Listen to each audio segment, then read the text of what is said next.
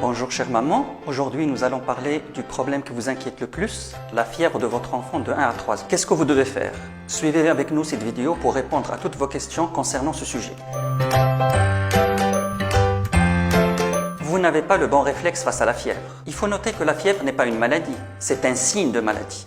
Son degré n'est pas lié au degré de la gravité de la maladie.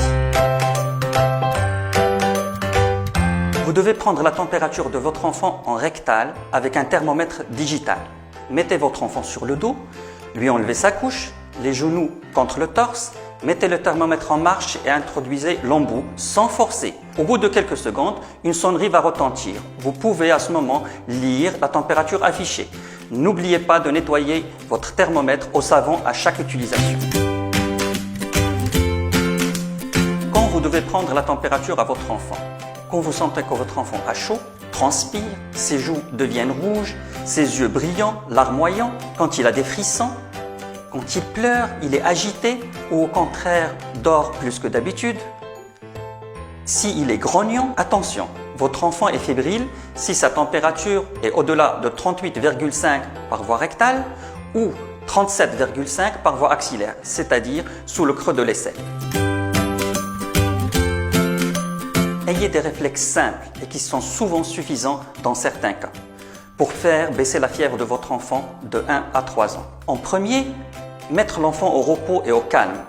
Proposez-lui de boire, aérer la chambre, enlever tout ce qui est vêtements superflus. En revanche, ce que vous devez éviter, c'est donner un bain tiède moins de 2 degrés par rapport à la température de l'enfant ou l'envelopper dans du linge humide, mettre de la glace.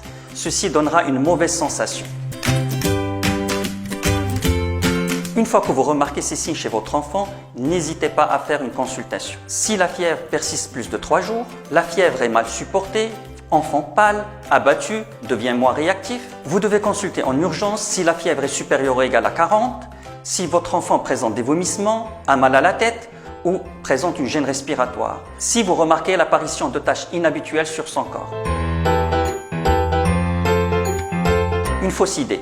Beaucoup de mamans croient que la poussée dentaire donne de la fièvre. La poussée dentaire ne rend pas l'enfant malade et ne lui donne pas de fièvre ou très rarement. En conclusion, maintenant que vous savez que la fièvre est une réaction de l'organisme pour lutter contre l'infection, il ne faut pas paniquer, si jamais elle est là, et il suffit d'avoir les bons réflexes. Merci de nous avoir suivis.